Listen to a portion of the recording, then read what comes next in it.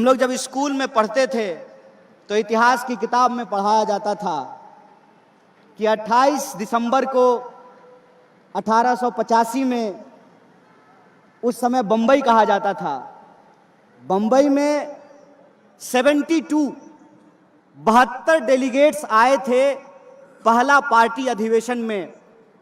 भारतीय राष्ट्रीय कांग्रेस के पहले अधिवेशन में 72 लोग आए थे, ओनली 72।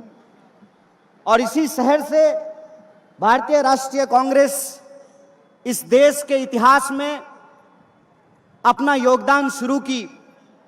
और मैं इस बात को दावे के साथ कह सकता हूं कि आधुनिक भारत का आधार अगर कोई पार्टी है तो उस पार्टी का नाम भारतीय राष्ट्रीय कांग्रेस है।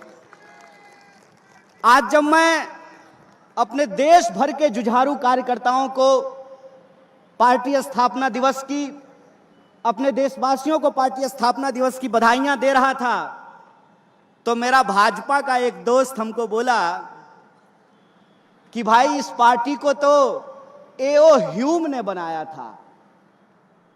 हमने कहा सुनो ना, तुम्हारे घर में जो बल्ब जलता है ना, उसको भी किसी अंग्रेज बनाया है, फोड़ के फेंक दो उसको। मैं एक बात आप लोगों से कहना चाहता हूं, और ये एक एक कार्यकर्ताओं को जानने के लिए जरूरी है कि विज्ञान का कोई देश नहीं होता है, ज्ञान का कोई देश नहीं होता है। विज्ञान और देश सार्वभौमिक होता है, वर्ल्ड वाइड होता है, इस बात को याद रखिएगा। और जो 1885 में पार्टी बनी, उस पार्टी को नया स्वरूप और नया कलेवर अगर किसी ने दिया तो 1920 के बाद उस महान इंसान का नाम महात्मा गांधी है, इस बात को याद रखिएगा। और आज हम जिस भारतीय राष्ट्रीय कांग्रेस का झंडा बुलंद कर रहे हैं, जिसके बारे में हमारे युवा आमदार जीशान ने कहा, वो भारतीय राष्ट्रीय कांग्रेस महात्मा गांधी के विचारों पर चलने वाली कांग्रेस है, जो कहते थे रघुपति राघव राजा राम, पतित पावन सीताराम, ईश्वर अल्लाह तेरो नाम, सबको सन्मति दे भगवान। और हमको गर्व है इस बात का कि 1885 में बनी भारतीय राष्ट्रीय कांग्रेस 1920 में महात्मा गांधी के नेतृत्व में, पंडित जवाहरलाल नेहरू के नेतृत्व में, मौलाना अबुल कलाम आजाद के नेतृत्व में और सरोजिनी नायडू के नेतृत्व में, सरदार वल्लभ भाई पटेल के नेतृत्व में, सुभाष चंद्र बोस के नेतृत्व में वो पार्टी पूर्ण स्वराज का मांग करती है। और वो कहती है आधी अधूरी आजादी नहीं चाहिए, आजादी चाहिए तो पूरी आजादी चाहिए। और हमें गर्व है कि वही भारतीय राष्ट्रीय कांग्रेस 15 अगस्त 1947 को देश को अंग्रेजों से आजाद कराती है। और देश जब अंग्रेजों से आजाद हुआ, पूरा देश जब आजादी का जश्न मना रहा था, उस जश्न के साथ इस देश के लोग रो रहे थे, इस बात को भी याद रखिएगा। इस देश के लोग रो रहे थे क्योंकि उस वक्त भी वही राजनीति हुई जिस राजनीति को हम 2014 से इस देश में देख रहे हैं। वही राजनीति हुई जो 2014 से आपके व्हाट्सएप पे आ रहा है। एक तरफ मुस्लिम लीग थी और मुस्लिम लीग के नेताओं ने कहा कि दो अलग अलग धर्म के लोग इस देश में एक साथ नहीं रह सकते हैं। दूसरी तरफ हिंदू महासभा थी जिसने कहा कि दो अलग अलग धर्म के लोग साथ में नहीं रह सकते हैं। लेकिन इतिहास याद रखिएगा, बड़े शर्म की बात है कि हिंदू महासभा और मुस्लिम लीग साथ में मिलकर के सरकार बना ली थी, इस बात को याद रखिएगा। यह बात आज जब हम पार्टी की स्थापना दिवस मना रहे हैं तो एक एक कार्यकर्ताओं को याद रखने की जरूरत है कि जो आजादी 15 अगस्त 1947 को इस देश को भारतीय राष्ट्रीय कांग्रेस ने दिलाया है, उस आजादी को अगर कोई बचा सकता है, जिस सपने को महात्मा गांधी ने इस देश में देखा है, उस सपने को अगर कोई बचा सकता है तो उस पार्टी का नाम भारतीय राष्ट्रीय कांग्रेस है और उस नेता का नाम राहुल गांधी है। इस बात को याद रखिएगा। इस बात को याद रखिएगा, जब मैं छोटा था तो मैं अपनी दादी से यह सवाल पूछता था कि दादी ये बताओ, देश जब अंग्रेजों के खिलाफ लड़ रहा था तो दादाजी क्या कर रहे थे? तो मेरी दादी कहती थी, बेटा गरीब लोगों के लिए रोजी रोटी प्राप्त करना आजादी प्राप्त करने से कम नहीं होता है, इस बात को याद रखना। जो साधारण लोग होते हैं अपने रोजी रोटी के लिए संघर्ष कर रहे होते हैं,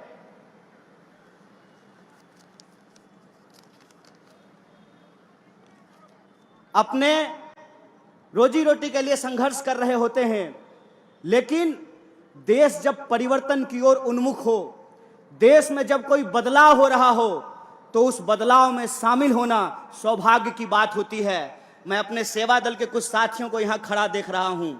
आप लोग भारत जोड़ो यात्रा में शामिल हुए हैं। यह सिर्फ वर्तमान की बात नहीं है, यह इतिहास है और यह इस देश का भविष्य तय करने वाला है। इस बात को याद रखिएगा। इस बात में कोई दो राय नहीं है कि दो तरह के विचार के लोग इस देश में रह रहे हैं।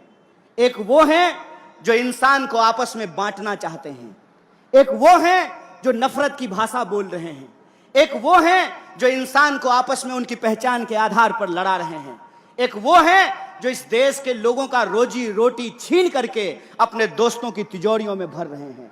दूसरी तरफ भारतीय राष्ट्रीय कांग्रेस है, जिसको इस देश के लोगों को जोड़ करके रखना है, उनके बीच में मोहब्बत का पैगाम और संदेशा लेकर के जाना है।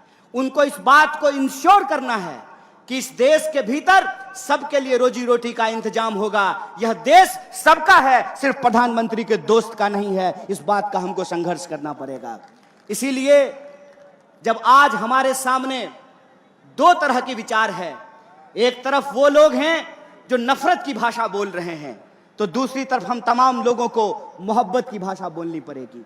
एक तरफ वो लोग हैं जो दंगा फैलाने की बात कर रहे हैं, हिंसा करने की बात कर रहे हैं, तो हमको आपस में मिलजुल करके एकजुट होकर के रहने की जरूरत है। और आप लोगों ने देखा होगा, एक सांसद हैं भोपाल की, सुना है कि नहीं सुना है? मैं उनको साध्वी नहीं बोलता हूं, क्योंकि साध्वी की भाषा में ना हिंसा नहीं होती है। जो सन्यासी होता है वो नफरत की बात नहीं करता है, जो सन्यासी होगा वो नफरत की बात नहीं करेगा, और जो नफरत की बात करेगा वो सन्यासी नहीं हो सकता है। इस बात को याद रखिएगा। तो वो जो सांसद हैं उन्होंने हिंसा की बात की, तो मुझे इसमें ना एक जो है साजिश दिखाई देता है। साजिश जानते हैं क्या है? वो सांसद महोदया एक्चुअली जय शाह के पापा का मजाक उड़ा रहे थे। जय शाह के पापा का मजाक कैसे उड़ा रहे थे? देश का गृह मंत्री कौन है? अमित शाह है ना। तो कानून व्यवस्था का पालन करना किसका काम है? अमित शाह का। तो साध्वी ये कह रही थी कि अमित शाह निकम्मा है, इसीलिए अपने घर में चाकू तेज कर लिए, यही कह रही थी ना। उस बयान का यह भी मतलब तो निकाला जा सकता है कि आप इस देश के बहुसंख्यकों को डरा रहे हैं और आप ये बता रहे हैं कि जय शाह का पप्पा किसी काम का नहीं है, इसीलिए अपने घर में चाकू तेज कर लीजिए। यह बात आपको ठीक लगती है? यहां पुलिस के लोग वर्दी पहन करके खड़े हैं, क्या मैडम हम ही लोग चाकू तेज कर लें तो आप लोग क्या कीजिएगा? उत्तर प्रदेश पुलिस की तरह मुंह से ही ठाई ठाई कीजिएगा? क्या कीजिएगा बताइए? बताइए इस देश की सिक्योरिटी फोर्सेज क्या करेगी? बताइए इस देश की पुलिस क्या करेगी? बताइए इस देश की न्यायपालिका क्या करेगी? बताइए इस देश की अदालतों में क्या होगा? बताइए इस देश में कानून व्यवस्था का क्या होगा? अगर हमको अपने घर में चाकू तेज करना है तो फिर गृह मंत्री किस लिए? अपने बेटा को बीसीसीआई का सेक्रेटरी बनाने के लिए? किस लिए है गृह मंत्री? किस लिए है रक्षा मंत्री? इस सवाल को अपने मन में पूछिए, और इस सवाल को जब आप अपने मन में पूछेंगे तब आपको समझ में आएगा कि ये नफरत की भाषा क्यों बोली जाती है। ये नफरत की भाषा इसलिए बोली जाती है ताकि हम आपस में लड़ने लगें, और जब हम आपस में लड़ने लगेंगे तो हमारा रेलवे बेच करके अपने दोस्त की तिजोरी में साहब पहुंचा देंगे। साहब ने कहा कि हम ट्रेन के डब्बे में चाय बेचते थे। गुरु हम आपको चाय बेचते हुए तो नहीं देखे हैं, लेकिन रेलवे बेचते हुए आपको देख रहे हैं। गुरु हम आपको चाय बेचते हुए तो नहीं देखे हैं, लेकिन बीएसएनएल बेचते हुए देख रहे हैं। गुरु हम आपको चाय बेचते हुए नहीं देखे हैं, लेकिन LIC बेचते हुए देख रहे हैं कि नहीं देख रहे हैं? और अगर कोई चाय बेचने वाला होता तो दूध का दाम बढ़ाता क्या? मैं मोदी जी की तरफ पूछूं क्या? अगर कोई चाय बेचने वाला देश का प्रधानमंत्री होता तो जब नया साल आने वाला है तो 2 रुपया दूध महंगा किया जाता क्या? दूध से इनका नाता नहीं है, चीनियों से जरूर है। दूध से नाता हो ना हो, चीनी से जरूर है। और यह बात मैं क्यों बोल रहा हूं? पहली बार ऐसा हुआ है कि कोई हमारे यहां आ गया, गलत किया।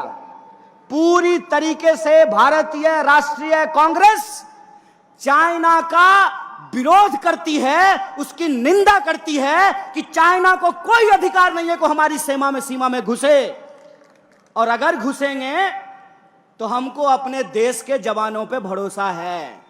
हमारे घर में लोग फौज की नौकरी करते हैं, इसीलिए हमको पता है। अरे जूता नहीं भी होगा ना तो हौसलों से उनका मुकाबला करेंगे, यह बात हम जानते हैं। लेकिन कुछ निकम्मे लोग हैं कि बड़ी चालाकी से वर्दी के पीछे छुप जाते हैं। कभी वर्दी को बदनाम कर देते हैं, कभी वर्दी के पीछे छुप जाते हैं।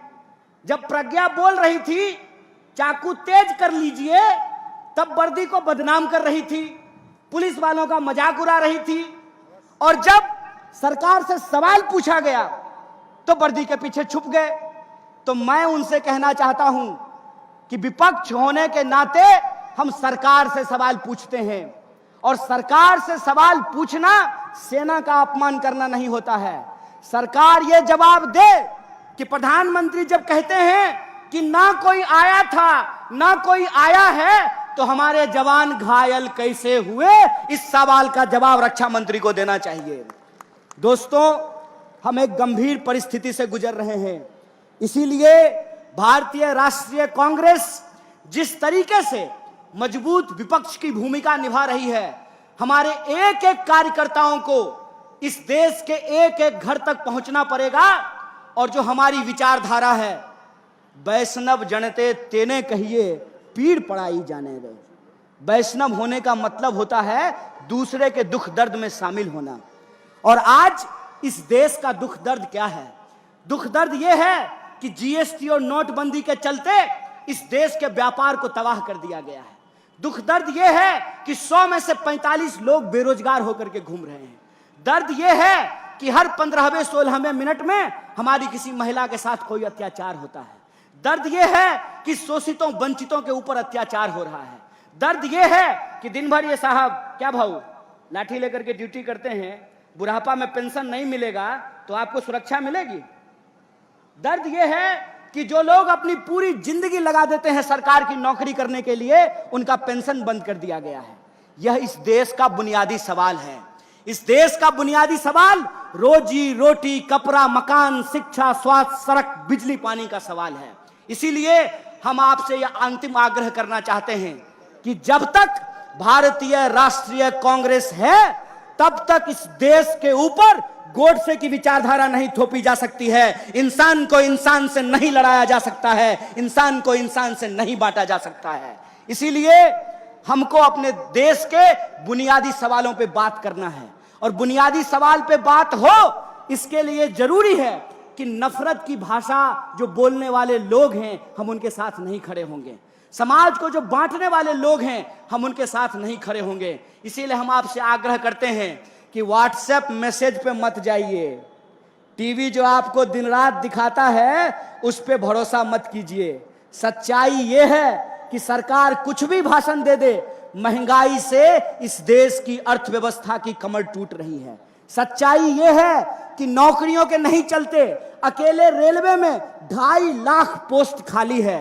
नौकरियों में भर्तियां नहीं होने के चलते नौजवानों के सपने टूट रहे हैं। GST और नोटबंदी के चलते व्यापारियों की कमर टूट रही है। यह जो देश का सपना टूट रहा है, उस टूटे हुए सपने को जोड़ने का नाम है भारत जोड़ो यात्रा है। इस बात को याद रखिएगा। और यह भारत जोड़ो यात्रा अपने मुहिम में सफल होगा जब हम भारतीय राष्ट्रीय कांग्रेस के एक एक कार्यकर्ता जो भारतीय राष्ट्रीय कांग्रेस ने हमको आजादी दिलाई है, उस आजादी को बचाने के लिए संघर्षरत रहते हैं। हमको ये याद रखना पड़ेगा कि डॉक्टर बाबा साहब भीमराव अंबेडकर ने हमको बराबरी का संविधान दिया है, और यह जो बराबरी का संविधान है, जब तक यह संविधान जिंदा रहेगा तब तक हिंदू और मुसलमान को आपस में कोई लड़ा नहीं सकता है, इस देश को कोई मिटा नहीं सकता। इस बात को याद रखिएगा। इसीलिए संविधान की रक्षा करने के लिए भारतीय राष्ट्रीय कांग्रेस के विचारों को जनता के बीच में लेकर जाने के लिए, और जनता के जो सवाल हैं, रोजी रोटी कपड़ा मकान का सवाल, उस पर ईमानदारी से लड़ने के लिए मैं आप तमाम लोगों को बधाई देता हूं, शुक्रिया देता हूं। और एक बार फिर से आप सब लोग पार्टी स्थापना दिवस में शामिल हुए, इसके लिए आपका बहुत बहुत धन्यवाद करके अपनी बात को खत्म करूंगा। शुक्रिया। इनकलाब जिंदाबाद। जय हिंद, जय महाराष्ट्र।